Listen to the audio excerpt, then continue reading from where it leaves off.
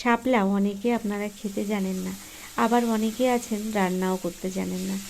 এটা কিন্তু বেশ পুরোনো দিনের একটা রান্না। মা ঠাকুমাদের হাতে এরকম ধরনের রান্না খেয়েছি। একবার বাড়িতেও এভাবে ট্রাই করে দেখলাম, বেশ ভালোই লাগে। আপনারাও একবার এভাবে বানিয়ে দেখতে পারেন।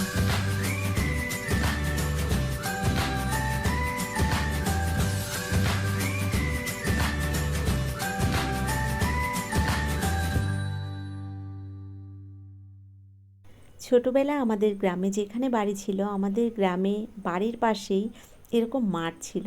আর যখন বন্যা হতো তখন এই বন্যার জল এই মাঠ ঘাট পুরো ভরে যেত।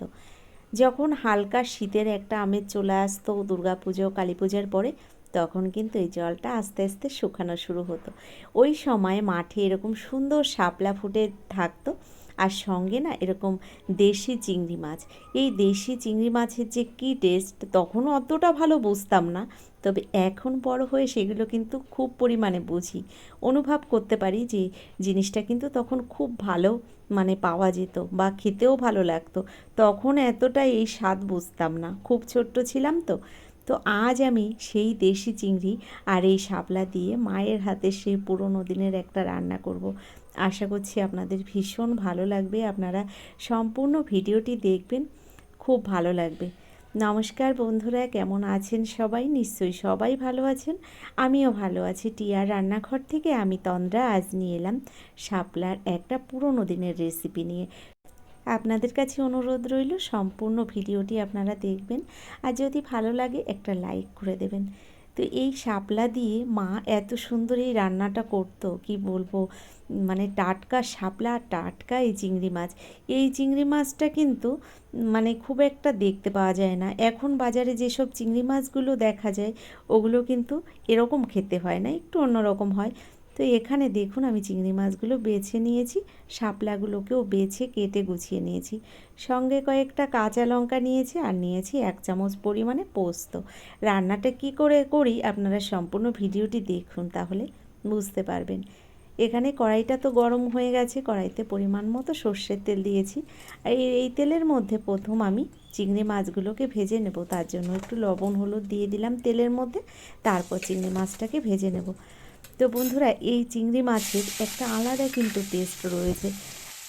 আমরা ছোটোবেলার সব বন্ধুরা কি করতাম, যখন একটু আমাদের মাঠের জলটা কমে আসতো, আমরা কেউ নেট বা কেউ কাপড়ের টুকরো এগুলো নিয়ে জলের মধ্যে দিয়ে টানতাম। আর এগুলোকে দু মাথা দুজন ধরে যখন জলের মধ্যে দিয়ে টানা হতো, ওর মধ্যে কিন্তু অনেক মাছ উঠতো। এই ছোট ছোট চিংড়ি মাছগুলো একদম চটচট করে লাফাতো, আর সবুজ সবুজ চিংড়ি মাছগুলো পেটের ডিম ভর্তি থাকতো। এতটা সুন্দর লাগতো দেখতে। আর এই মাছগুলো যখন এরকম ভাজা হতো, কি সুন্দর একটা কালার চলে আসতো, লাল লাল কালারের এই চিংড়ি মাছগুলো দেখতে লাগতো। এখন আমরা বাজার থেকে যে চিংড়ি মাছগুলো কিনে খাই না, এগুলো কখনো ভাজলে সুন্দর এরকম লাল কালার হয় না। তো আমরা যেহেতু খোসাটাকে তুলে ফেলে দিই বা অন্যভাবে চিংড়ি মাছগুলো রান্না করি, সেই চিংড়ি মাছগুলো কিন্তু এত সুন্দর কালার আসে না। আজকে দেখুন চিংড়ি মাছগুলো কিন্তু হলুদ হলুদ সুন্দর একটা কালার চলে এসেছে।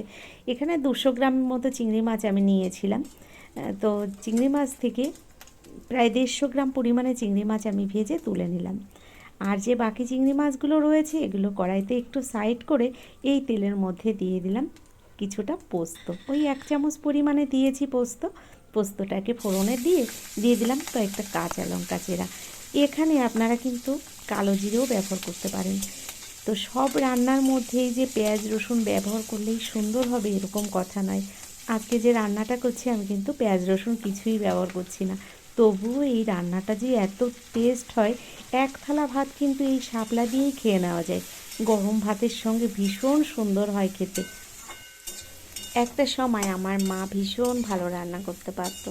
তো এই শাপলা দিয়ে যখন রান্নাটা করছি, আজ কিন্তু মায়ের কথা খুব মনে পড়ে যাচ্ছে।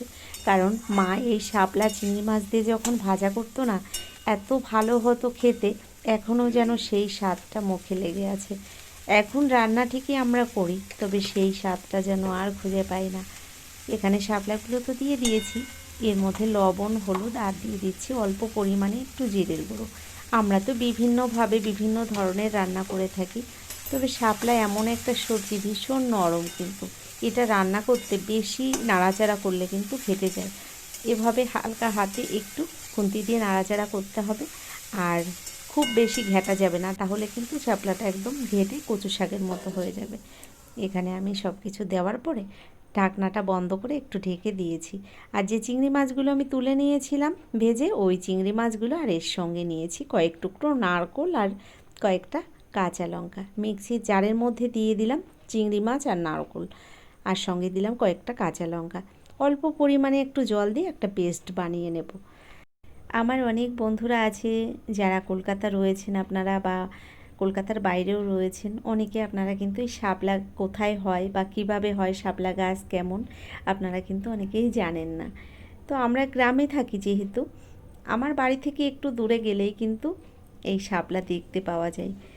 আমি প্রথম একটা ভিডিওতে দেখিয়েছিলাম, ভিডিওটার শুরুতেই, যে সুন্দর শাপলা ফুটে আছে মাঠের মধ্যে। তো আমার বাড়ি থেকে একটু দূরেই আমার ফার্ম আছে, আর ফার্মের পাশেই কিন্তু সুন্দর শাপলা ফুটে থাকে মাঠের মধ্যে। আমার মাঝে মধ্যে কী মনে হয় জানেন তো, সেই ছোট্টবেলার কথাগুলো ভীষণ মনে পড়ে যায়। একবার যদি মাঠে নামতে পারতাম, কিন্তু একা একা এখন জলে নামতেও আমার ভীষণ ভয় লাগে, কারণ এত বছর হয়ে গেছে তো জলে নামি না, যে কারণে একা একা নামতেও একটু ভয় লাগে।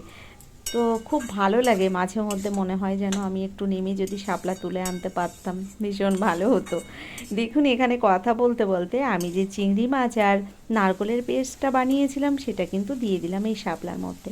স্বাদ মতো অল্প পরিমাণে একটু চিনি দিয়ে দিলাম, এটা যদি আপনাদের ভালো লাগে দিতে পারেন, ভালো না লাগলে দেওয়ার দরকার নেই। চিনিটা দিলে হয় কি, স্বাদের ব্যালেন্সটা ঠিকঠাক হয়। এখানে আমি এবার দিয়ে দিচ্ছি ওই 1 চামচ পরিমাণে সর্ষে আর পোস্ত পাউডার, এটা একটু জলের সঙ্গে এভাবে গুলে আমি দিয়ে দিচ্ছি এই শাপলার মধ্যে। এই রান্নাটা বেশ পুরোনো দিনের একটা রান্না, তবে আপনাদের কি বলবো, এখনকার নতুন নতুন কিছু রান্নাকেও হার মানিয়ে দেবে। এতটা টেস্ট আর এতটা দারুণ হয় গরম ভাতের সঙ্গে খেতে। আপনারা অন্তত একবার এভাবে বানিয়ে দেখুন, তাহলে বিশ্বাস করতে পারবেন। আমি 1 মিনিটের জন্য ঢাকনা বন্ধ করে একটু ঢেকে দিয়েছিলাম সর্ষে পাউডারটা দেওয়ার পরে। এবার ঢাকনাটা খুলে আমি নামিয়ে নেব।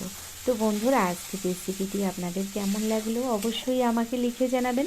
আর যদি আমার ভিডিওটি আপনাদের ভালো লেগে থাকে, এখনও লাইক দিতে ভুলে গেছেন, অনুরোধ করব একটা লাইক দিয়ে, যারা এখনও আমার চ্যানেলটিকে সাবস্ক্রাইব করেননি অবশ্যই আমার চ্যানেলটিকে সাবস্ক্রাইব করে আমার ভিডিওর পাশে থাকা বেল আইকনটি ক্লিক করে নোটিফিকেশানটা অল করে দেবেন। তাহলে কি হবে, আমার ভিডিও আপলোড করার সঙ্গে সঙ্গে তার নোটিফিকেশানটা আপনার কাছে পৌঁছে যাবে, আর আপনি টাইম মতো ভিডিওটি দেখে নিতে পারবেন। এছাড়া আপনাদের বন্ধুবান্ধবের মধ্যেও আমার এই ভিডিওটা শেয়ার করে দিতে পারেন। আজকের মতো এই পর্যন্তই, পরবর্তী ভিডিও নিয়ে আবার চলে আসব। ততক্ষণের জন্য আপনারা সকলে ভালো থাকবেন, সুস্থ থাকবেন, টিয়ার রান্নাঘরের সঙ্গে থাকবেন। অসংখ্য ধন্যবাদ জানাই এতক্ষণ ধরে ভিডিওটা দেখার জন্য।